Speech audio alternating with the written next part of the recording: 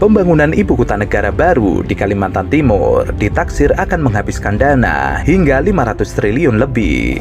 Artinya dibutuhkan kapital atau modal besar untuk proyek jangka panjang yang diprediksi selesai pada tahun 2040 hingga 2045. Tentang siapa pihak yang akan banyak menikmati dan memanfaatkan IKN, tentu saja orang-orang oligarki. Dan kita juga berani membuka sentra ekonomi baru, yaitu IKN. Di dunia sekarang ini proyek terbesar yang ada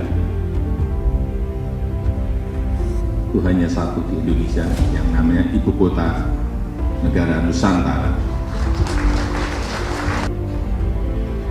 Dan nanti ada Pak Doni dari Otoritas IKN per 27 Juli yang lalu 34.000 hektar lahan sudah bisa dibeli. Tidak ada gratisan di sana. Harganya berapa? Tanya ke Pak Kepala Otoritas. Ini peluang. Bisa disebut para pejabat besar, presiden, wapres, menteri, dan para pejabat besar yang akan menggunakan fasilitas-fasilitas itu. Tentu juga pengusaha-pengusaha besar yang membangun fasilitas itu. Pengusaha kecil, apalagi rakyat kecil, tidak akan menikmati pembangunan IKN di Penajam Pasar Utara Kaltim tersebut. Untuk itu, kelompok ini tidak terlalu ngotot untuk membangun IKN. Apa kurang kejamnya Jokowi? Dia bikin IKN, dia jual nggak laku ke Cina, dia jual ke Amerika nggak laku, dia jual ke Mesir nggak laku, dia jual ke Malaysia nggak laku, dia jual ke Singapura nggak laku. Lalu akhirnya dia paksa oligarki itu untuk nyumbang di depan. Kurang cukup. Dia suruh APBN pindahkan 20, 30, 40% ke IKN. Pada saat yang sama, seorang pria berkeluarga di Kupang, tempat Parera, merobek perutnya karena nggak bisa beli beras. Pengisan siapa dengan Pak Harto? Tidak pernah ada di zaman Soeharto orang bunuh diri karena nggak bisa makan. Zaman Pak Harto kurang ajar. Dia suruh konglomerat eksploitasi sumber daya. Berapa persen yang balik ke negara? 35%. Zaman SBY berapa persennya balik ke negara? 27%. Zaman Jokowi berapa persennya balik ke negara? 6%. Itu bengis namanya tuh. Hak saya untuk dapat keadilan, hak mak-mak untuk dapat nutrisi supaya anak-anaknya punya masa depan, tidak mengalami stunting, dibatalkan oleh Jokowi melalui proyek-proyek infrastruktur yang gak ada gunanya. Selain itu, Wakil Ketua Komisi Pemberantasan Korupsi Alexander Marwata mengungkapkan adanya temuan bagi-bagi kafling di lahan ibu kota negara Nusantara di Kalimantan Timur. Alex menjelaskan, KPK menerima informasi tersebut dari masyarakat. Namun, Alex tidak merinci lebih detail tentang bagi-bagi lahan yang dimaksud. Ternyata, lahan IKN itu tidak semuanya clean and clearing.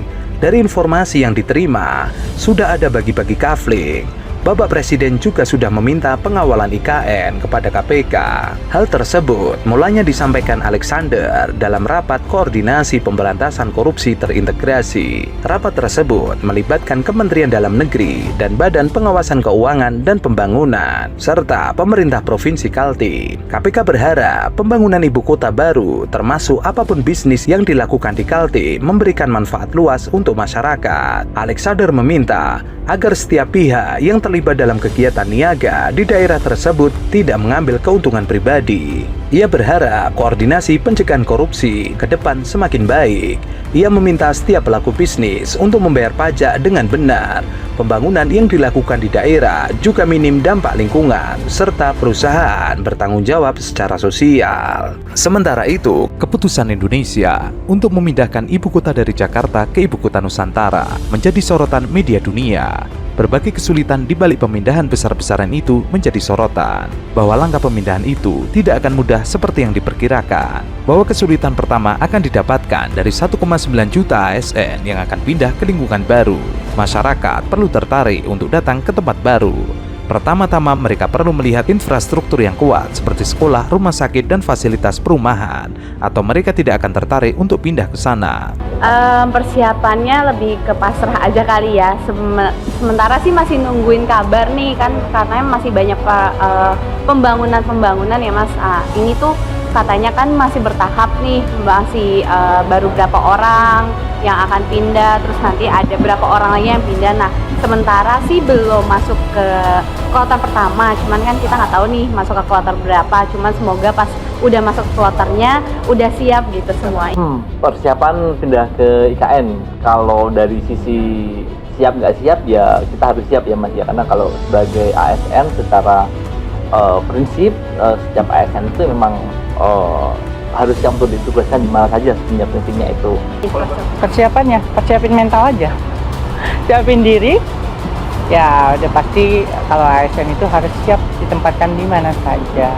Sebenarnya sih sampai sekarang belum ada persiapan apapun sama sekali ya. Jadi kayak nunggu aja info dari kementeriannya pindahnya kapan. Tapi sih sebenarnya dibilang ready karena saya sebenarnya dari dulu memang kerjanya pindah-pindah orang tua. Jadi bukan hal yang baru lagi untuk pindah ke satu tempat kalau. Masalah kedua kemudian muncul dari segi pendanaan. Pembangunan Nusantara diperkirakan menelan biaya sekitar 35 miliar US dollar. Namun pemerintah hanya berkomitmen untuk menginvestasikan 20% dari dana yang dibutuhkan. Pemerintah Jokowi berharap sisa 80% pendanaan akan berasal dari investor asing.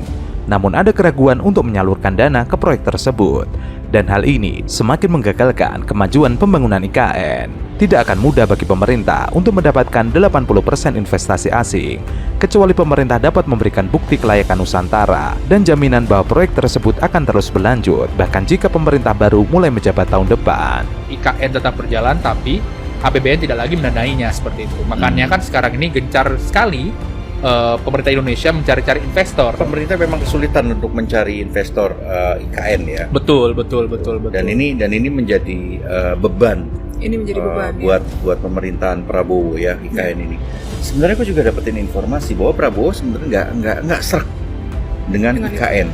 Tapi untuk merebut hati Jokowi, maka dia menjanjikan untuk melanjutkan program IKN. Ya. Dan ada informasi juga bahwa Prabowo pun sebenarnya nggak mau dilantik di IKN. Panas. Ya itulah, nanti kita lihat Prabowo akan dilantik di mana ya kan. Berarti cuma Menteri PUPR yang tinggal di IKN nanti? PUPR, ya mungkin Jokowi sama Gibran gitu ya. Gibran mungkin perlu dibikinin istana sendiri ya kan, istananya di IKN.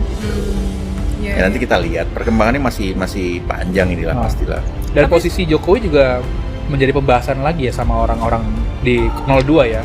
Kemana Jokowi selain ini kan? Ya. Ada disebut sebagai kingmaker. Anggaran infrastruktur negara itu telah menurun sejak tahun 2017 ketika mencapai puncaknya sebesar 2,8% PDB, namun turun menjadi 1,9% PDB tahun lalu.